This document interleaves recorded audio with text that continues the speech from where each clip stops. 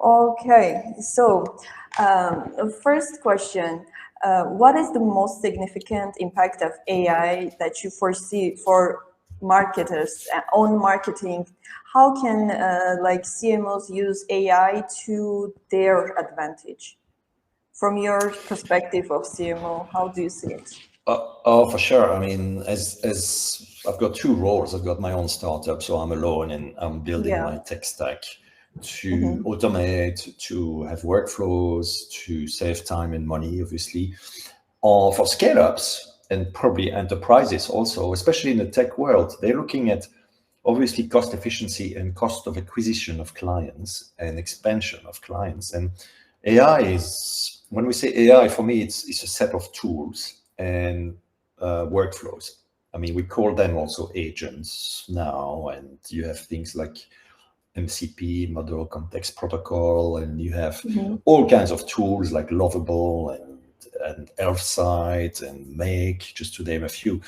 They're amazing because my team, say you've got a team of 10 people, probably half of the team, or at least 30%, you can augment the team, or some companies, unfortunately, are looking to save costs. So obviously, it's a very tough market right now for the technology marketeers, especially where the tools are changing completely, disrupting the marketing team structures, the processes, the tech stack. So you don't want too many tools, but you want to reduce, and the AI tools can reduce and streamline, reduce the cost of your operations, of your MarOps, of your RevOps, of your go-to-market dramatically. That's one. And two, it can increase the buying intent knowledge, signals, insights, if you want, correlating data and qualitative text or whatever it is, recordings, for example,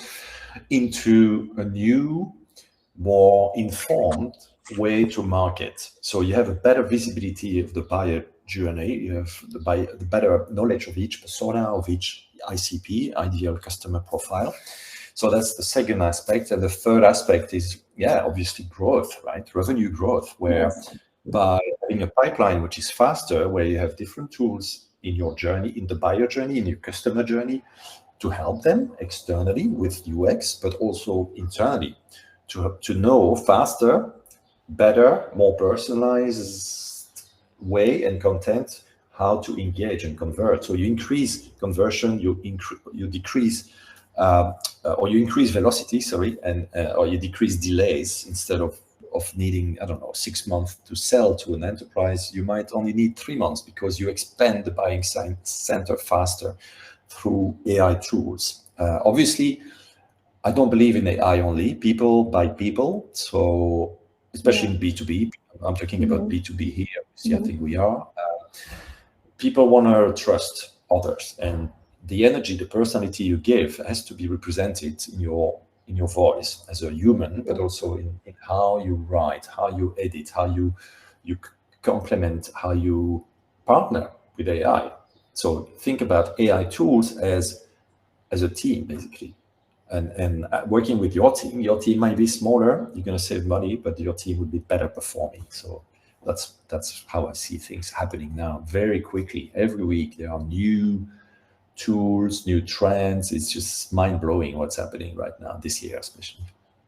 Yeah, one interesting thing, during one of our CEO and CMO series, like during one of our events, we had CEO and CMO. The CEO said like AI can help to reduce the money that you spend on marketing and stuff and like that. And he said like, well, I can keep my marketing team small one and use AI, and it will reduce the amount that I spend. And from CMO's perspective, he said like, AI actually makes marketers it's like a superpower. It's something that marketers can use and become better. And of course, it's interesting. Totally, it's another way, and maybe better way, simpler way to explain indeed what's happening. So you have both sides, CEO, CFO, obviously money and growth, and then you have the CMO or VP marketing or whatever, who needs to increase the performance and the value of the team.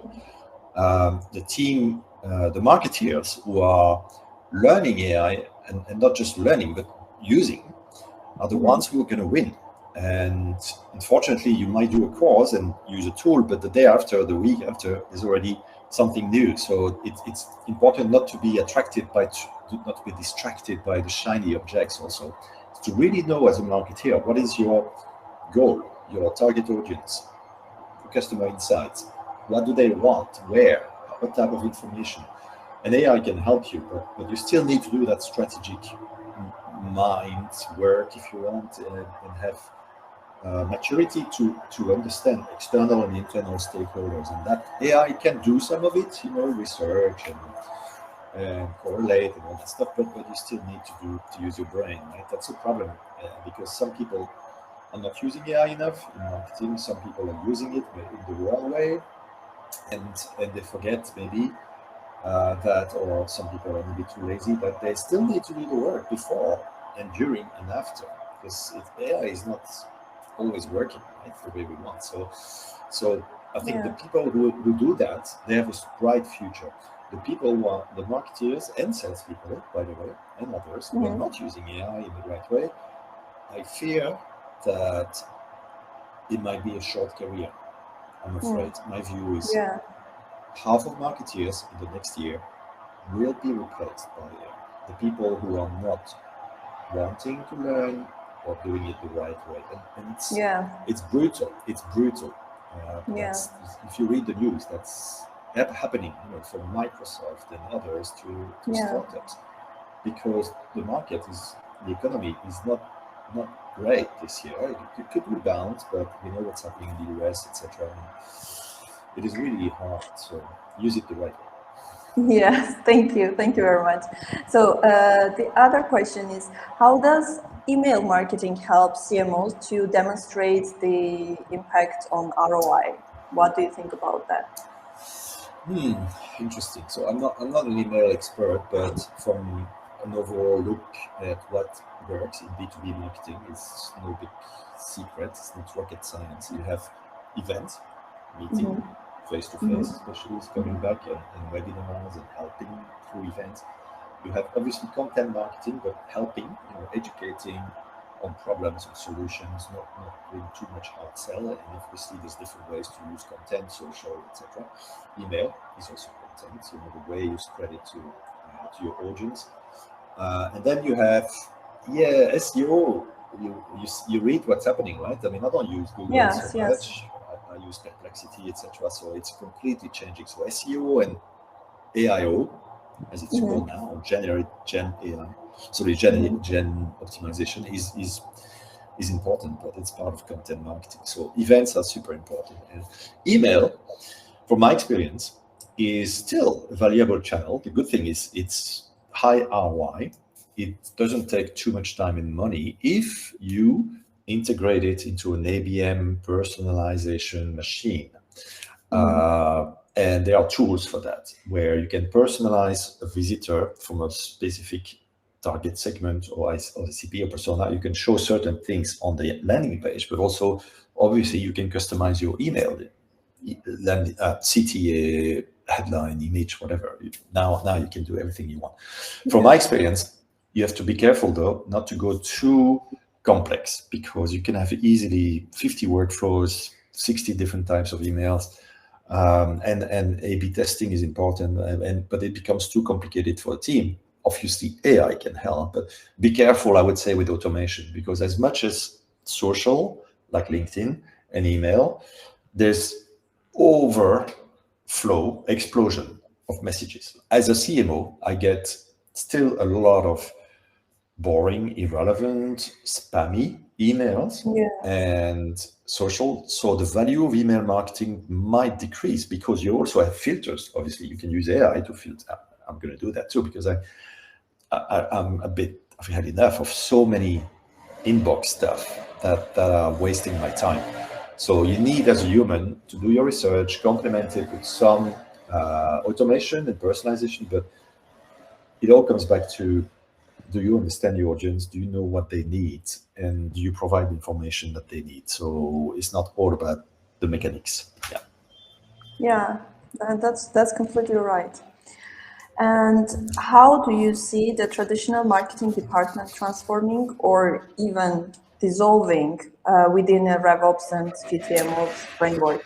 I'm going to be a bit controversial, but as somebody who's worked in marketing for 30 years and led and transformed different teams from 2, 3 to 25 people, for example, working with sales, very closely with sales. So I want to take marketing and sales together. And as you said, RevOps or revenue marketing for me, my prediction, and if you look at, for example, McKinsey studies, what the gurus are saying on LinkedIn is that, first of all, the new generation of marketers, the ones out of school, they might be the first generation who is not going to get a job if they are not specialized and expert enough, for example, in events, webinars, and also if they're not using AI to increase their productivity. If they do that, great. They have a great future, and they might specialize in events, and then maybe a couple of years or next role, they might specialize in content marketing, and they have like the T profile. But a lot of them, the problem is, if you don't have the stakeholders management, the strategic, the business maturity of having spent years and years like me, and I don't know everything. I don't want to say I'm perfect or whatever. I'm learning every day. I'm still discovering the things I don't know after 30 years. But that's the mindset. You and I don't have all the skills. It's impossible. But having the mindset to learn every day, to challenge yourself, that is the most important for marketeers. So the marketeers who are, let's say, older, like me, have the same problem. I need to be interested, curious, to learn, to test tools all the time. And having my own startup, that helps, because I don't have a choice. I don't have a team. So at Tyke, we're obviously very technical, and we have our own AI internally. We have our own tools. We're engineers. So obviously our team is using already it. So that's an advantage compared to other sectors. So I'm more familiar with the tech sector. So the marketing teams will change, be reduced, be streamlined into, my view is a couple of pillars, as I said: content, marketing, and there's different things there, but everything which is design, copywriting can be automated, well, nearly automated, let's say, and publishing. So you have the content marketing, then you have, depending obviously on your context, you have some kind of demand management, demand generation, ABM, sales enablement sub-team to work with the different stakeholders: customer success, sales, RevOps, if you have any. So you have basically the engine, the content engine, and then you have you pass it, you distribute it, you package it, you repurpose internally and externally, obviously working together. So events marketing, email marketing can be part of any of these two pillars. But I think the team will be simplified, will be reduced, because the bigger the team, the more difficult and time you spend on people management and process management. So it's going to be vastly reduced and optimized, with a layer of freelancers, expert freelancers, and a layer, obviously, of AI. So it's going to be a hybrid team as opposed to full-time employees. And I see the future very positively myself. I see opportunities for people like me, because I'm not the best technically in AI, but I have obviously done a lot in my career. I've seen different situations, different types of teams and businesses, and I can handle the board and the C-level and kind of protect the team and transform the team. So I think it's a good complement. So yeah. Yeah, I think so as well, because there are some basic stuff that it never changes, no matter what kind of tools you use. If you're a marketer and you know some basic stuff, when you have so many years of experience, so it will never change. I think to be honest, things change all the time, and I come back to the mindset. And in life, everything changes. Your body, your mind, as they say, the people, the environment, the tools, AI. So I think it's important to have that mindset of adapting quickly, learning, failing sometimes, yes, and adapting and improving always, every day, every week. Do we need that tool, that process? Is that campaign, that channel working? Let's change it, stop it, hold it, scale it. It's constantly analyzing. I think it's important for marketeers also to be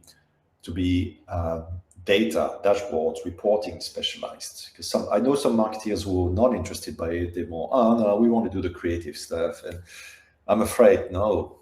I mean, when I'm on the board meeting, the board, the investors, the CFO, they don't care about traffic. They don't care about, our brand visibility, social clicks, whatever, email conversion rate. That's not what they're interested in. They're interested, okay, how many opportunities or deals have you created? What's the value? What's the ARR?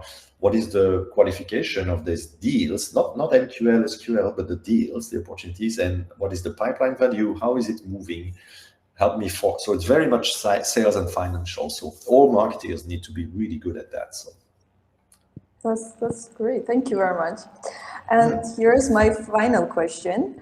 How can CMOs effectively express and secure investment for strategic long-term marketing initiatives that may not have like immediate impact on sustainable growth? Yeah, great question. And it's a debate that I've seen usually between brands, long-term brands, and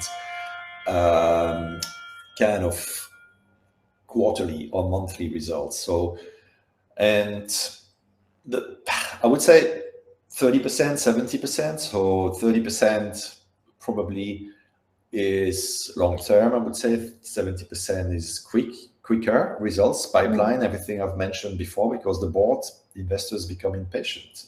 They want to return ROI. So now there are differences, obviously. If you start like me, for example, startup, or even Tyke is has, let's say, less than 10% share of voice. You need to boost your brand before you look at ABM, performance marketing, etc. So it's not one or the other. It's obviously there's a link between the two, but it is important to keep your brand top of mind, whatever the scale of your growth, of the size of your team or of your company.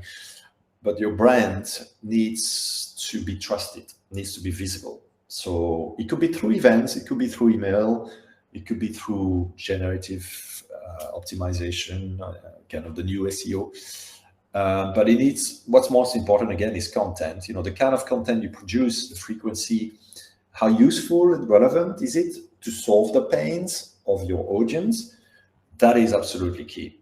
For example, for my health startup, I look at that very closely. What are the problems of entrepreneurs, for example, about 40 years old? Well, they're busy, they're starting to burn out, they lack energy, they're fatigued, and then you need to dig into that and give them tips, give them tools to implement, and then at some point they will contact you. But don't sell, don't expect them to contact you, because they're going to read that. And same thing for email marketing. Provide tools, calculate, whatever it is, calculators, templates, white papers maybe, but really practical. It has to be practical and short, because everybody's so busy these days and information overload.